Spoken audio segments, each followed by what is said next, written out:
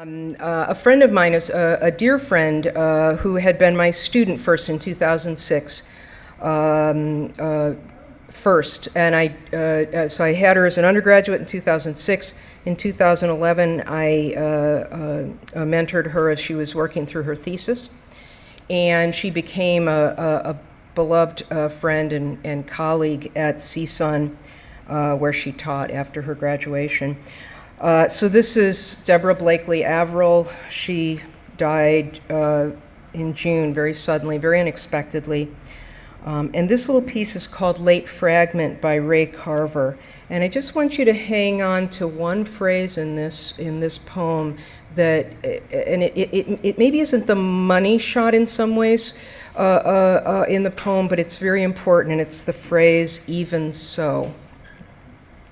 This is called Late Fragment by Ray Carver. I saw it first in the New Yorker. He wrote this when he was dying. "And did you get what you wanted in this life, even so?" I did. What did you want? To call myself beloved, to feel myself beloved on the earth. There's nothing more to say, I think, in some ways. Isn't that what we all want? And, Ray Carver didn't live into his later years. Deb was only in her early 50s. That "even so" just speaks to that tragedy, but Deb was beloved. So I just wanted to read that for her. I'm thinking about her. A couple colleagues of mine and I are going to bring out a chapbook of hers that she was working on but hadn't finished yet. All right, so that's for Deb. This poem is called Property. I'll say this. I grew up in Buffalo at the beginning of my life. That'll make a little more sense when I say these opening lines. Property. When I was 5 or 6, I walked out on the coldest February morning's snow crust, and for a creaking half hour, heaven, I did not break the surface, fall through. My name small in my mother's calling. I lived a while in perfect privacy. Death, it is your own business how our preservation comes under your care from such an early age. If the walk is iced, the sun clears it. I need to learn not to ask for help with every little thing. Because you are blind and have no information, I must take the lead.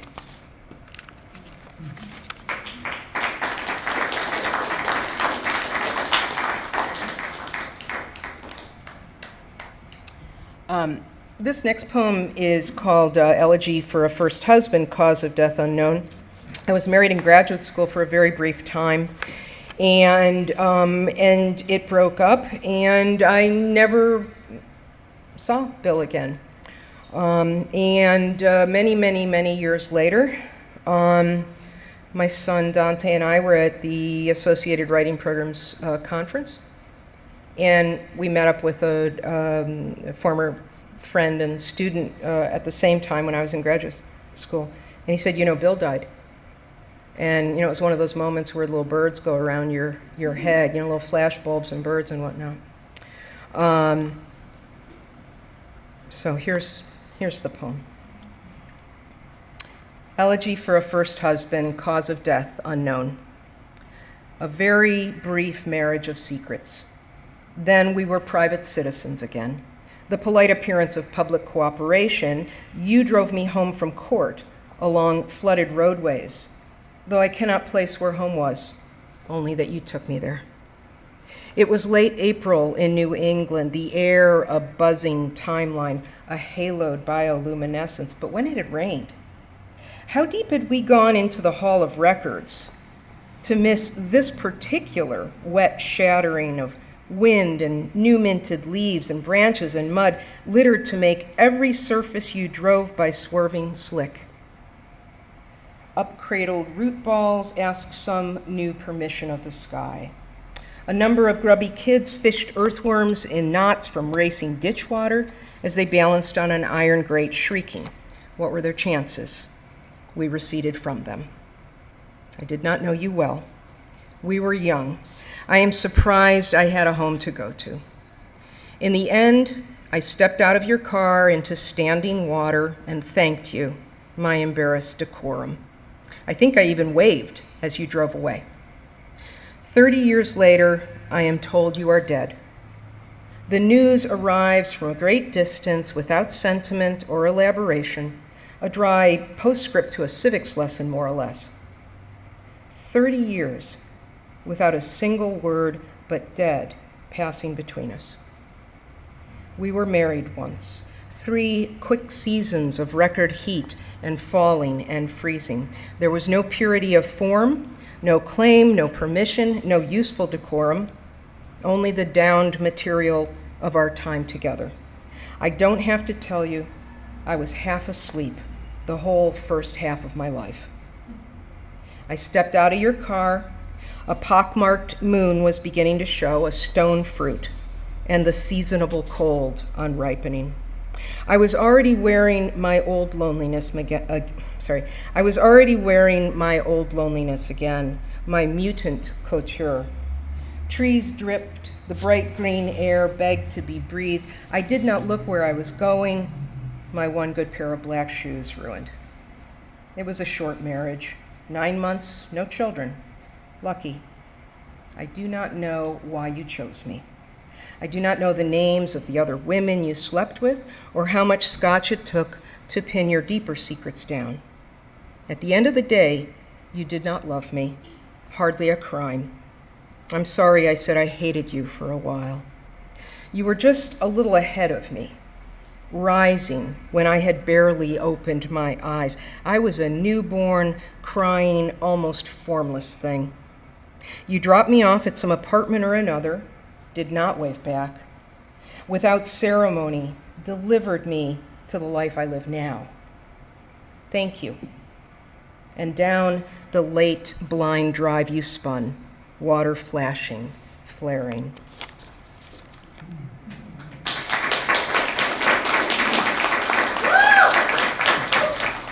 This next poem is called Tenderness. Thank you so much. I can feel it. You can feel it. I'm going to turn it so it's going to be better. Oh, wow. It's even going to be better. That's fantastic. I carry fans, little electric fans, into the classroom with me. And I thought to my students, I said, what if you wrote down in my evaluation, she's obsessed with her fans? And they thought that I was making you be fans for me. I am a little obsessed with my fans, that's true. Tenderness.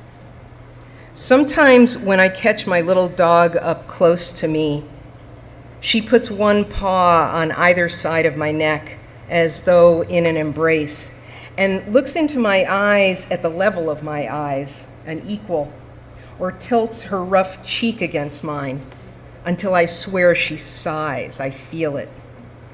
It's the release of some terrible anxiety, and the animal calm in return, quieting her entire quivering until I wonder if she might be one of my relatives, come back death-changed into this new form that knows at last how to love without resentment or caustic self-pity or irony or price. Her tenderness, a wordless instruction to me on hope's unremitting power, though she has a tail and is required to shit in the yard.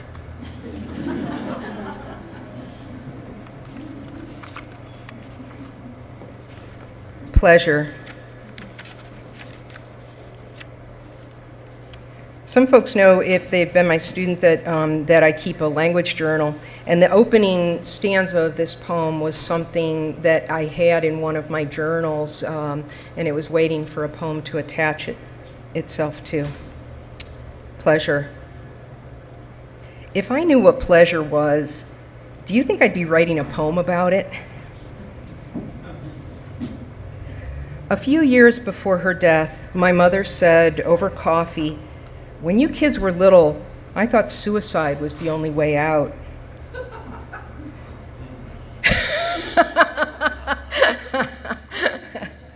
That doesn't usually get a laugh, but I appreciate that sense of humor. I could have kissed her. All my endless childhood spent imagining how sad she was as she napped distantly on the living room couch, one hand shielding her eyes, or stirred and stirred her pot of stew at the stove. And the constant watch I knew I must keep over her to prove myself wrong.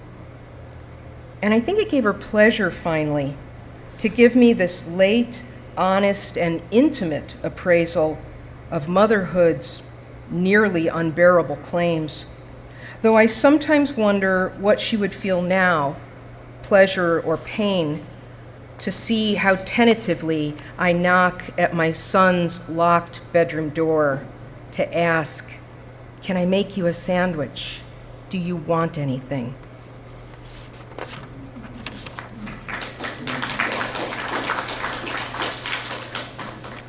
This next poem is for my son Dante. I don't think I was supposed to say that, but it is. And he's here. There was a time when, he was getting some piercings, etc. And that's always a moment of reckoning, I think, for a parent in some ways. So I wrote this poem called Tongue Stud. It's for Dante, and it's in parts. I wanted to think of as many ways as I could to talk about a pierced tongue. Tongue stud. 1. Sparks a tear, titanium, word tack, no marital diamond, industrial boot in the plump brook, every word damning and only a tad infected. Oyster pierced to plush, out of season, too young, poisoned. Paraclete at the door, no knacker pearl, leech gatherer, tossing shucked angels at the aroused crowd, steel clit for carousing and drooling to look this good bad, a fuck-all ball bearing might paint away pain? I thought I knew you. I thought I had you pegged, my dear, idea of you, my doll. 2. Your tongue, you're pretty, irreversibly staked and martyred. Now that the braces are down, does your meteor taste of metal or guile? Tungsten nettled by first sex? Oh, swell. Adolescence is mal carne with secret sauce and a blistered robin's egg ready to suck us right back through its blue hole. Gall, certainty, reckless and future suffering. Son, since they will not spare the rod to spoil us, I confess you do not lack for look. Lantern with one ember, one rock of hash to burn the whole nest down. I thought I was young once too. I dreamed you passed right through me.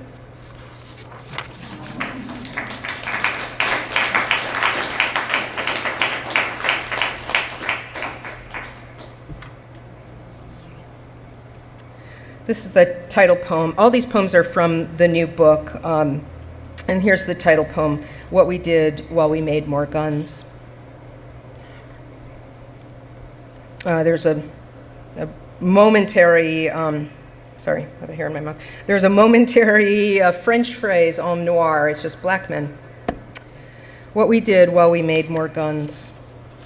Prayed, dug mass graves, raped the daughters of the enemy who, in their terror, turned back into swans, placed war orphans in loving homes, pinned honorifics to field dress shadows, recruited hommes noirs to fill empty jail cells, and swans with their coruscating metallic cries to lend comic grace to memorial fountains. The exchange of gifts, the games, the tilts, the jousts, the masks proceeded without irony. The year's cotillion was elegantly attended by debutantes in a glowing orange and red silk tent before an amputated audience of officers, some crying, some propped on tiny keepsake pillows. We prayed prayed for peace through victory, sang the old songs, it's me, it's me, it's me, O Lord, planted winter wheat, let it rot. The alcohol smell, sweet and scouring, planted corn, ate the mice that overran the fields instead, blood and small hides in our cupped hands, and purpose, our hair dripping as though we had just stepped from a bath with our beloved. The dead we have with us always. Livestock were fed broken chocolate bars to fatten provisions quickly. Guts ruined, they bellowed all night, but we were sleeping only 2 or 3 hours now. There was so much to do. Tunnels to torch, missile silos to polish with our hair. Cops and students of political science orated like gods in parking lots, decorated with thousands of yellow ribbons. Red searchlights scalded the possible flight paths of our urgency. Everyone useful, finally. Everyone making corrections to sacrifice, beauty to conviction. Paying prisoners of war 1 bucket of water for the truth. 2, if it wasn't any good.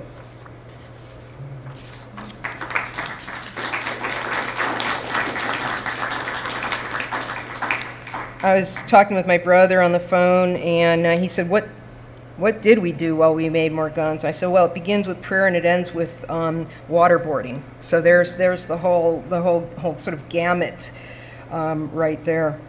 National Public Radio has an epigraph, "Are not 2 sparrows sold for a penny?" This is from Matthew chapter 10, verse 29. The speaker has been listening to National Public Radio segment on torture. National Public Radio.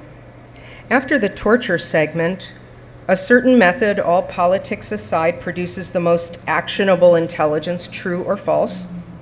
Bird biology. What might we learn about ourselves from the birds of the air? Pulling a little Jesus out of the hat.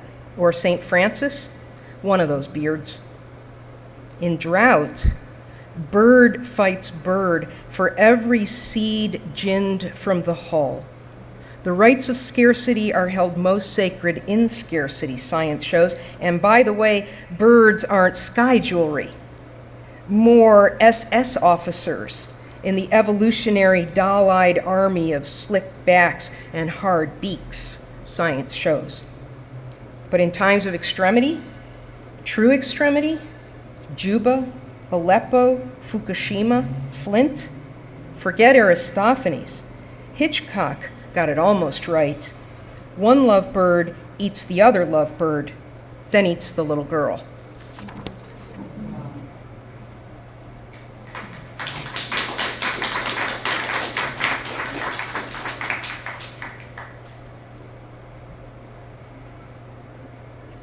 This is called LAPD, and it is a persona poem, if you will, in the collective voice of the LAPD.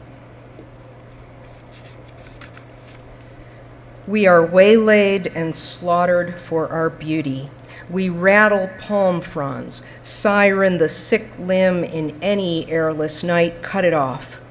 We kick high.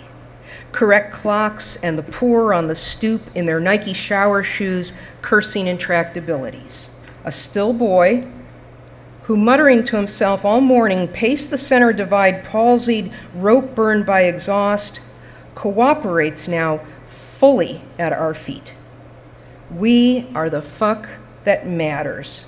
We protect sightlines, we serve sightlines. Here lies. We jack conviction, smile. Consent decree. All inconsolable people look the same. Wrung hair, eaten face, tears. Consent decree. All inconsolable people sound the same, like supernatural whale cries off the shiftless Pacific, plying April's migration routes north. Why do they home here? Instinct. Why? If not to save themselves, and blew the air and the hour of kicked down doors, and the body camera turns us on.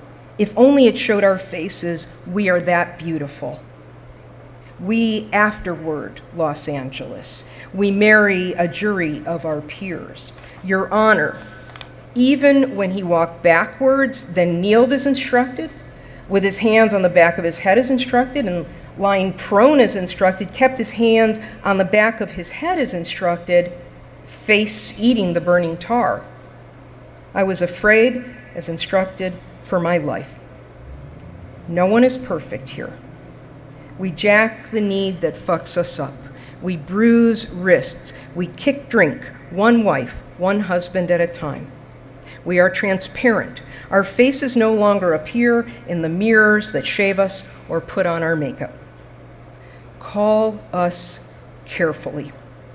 Red sirens skin night's feedback loop. A service revolver is only as good as its lawyer.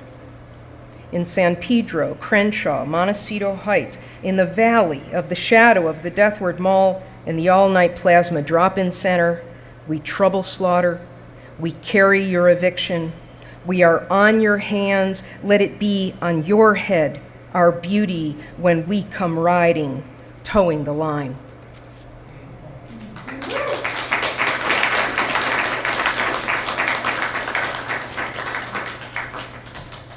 Thank you. I had that poem buried in the back of the book in manuscript form, and a very wonderful poet at UC Riverside, Katie Ford, who wrote a blurb for the book, said, "You've got to put that in the first section." So I sort of gulped and said, "Okay, I'll do that."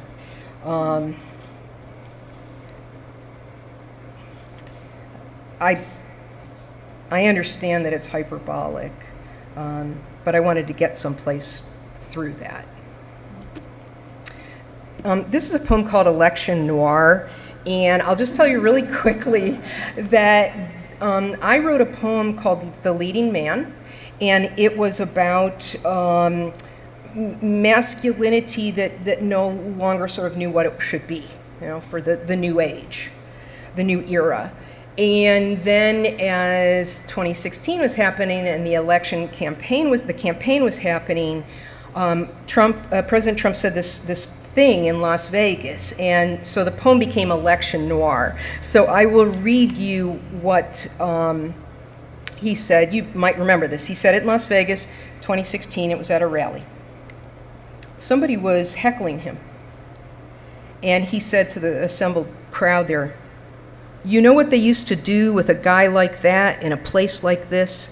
They'd carry him out on a stretcher." Clearly, this poem had to become now about this masculinist problem now that is on the country's hands. All right, so this is called Election Noir. Thinking about 40s noir, right? And then colliding. Tight, taut teeth and lips a little wet, a little hunch at the shoulders, spite and seam. Wet lips, jaw rub, that's swell. Tight, tense talk and leering merit of American man. Quick at the eye, a small-mouthed man, mean to mean on, cracked and pricked. Sure, if that's how you want it. Twitch-lipped, attention please. A short, shocked man is getting stiffed on a dead plot, packing heat. A bare-fisted havoc man coughing mid-century blood, more cemetery press than kiss. More war, more guns, more prick to take it neat. Wet lips, nervous tick, cold-clocked, cold cock, gut shot. A tight-fisted, faithless twitch of a white heat man with a hit, a hook, a jab, no hunch. Pour him a stiff one, hand him his hat. Where's this train heading? Seething in grief, brother. Madness, seething, and grief.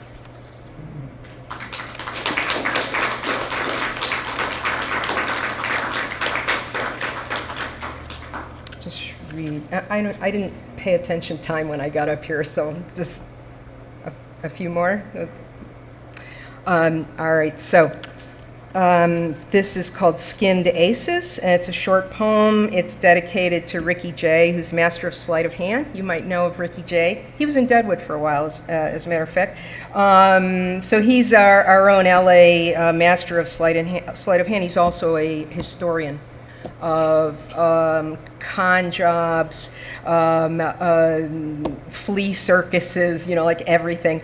So when I was reading one of his books, I kept a list of all the words for a patsy, basically, for a dupe. And it became this poem. Some you'll recognize and some may be new to you. Skinned Aces after Ricky Jay.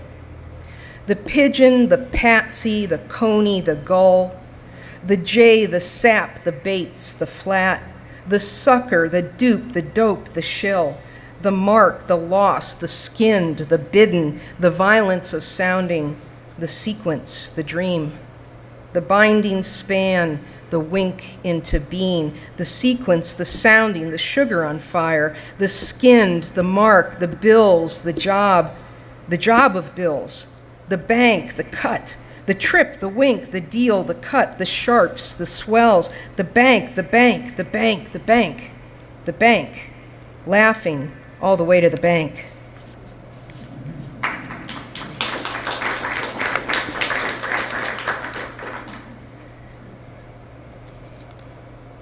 I'm going to read a longish poem that's in parts, and I don't know, scooch. This is a poem from my good friend, a friend of mine, Evelyn McClave.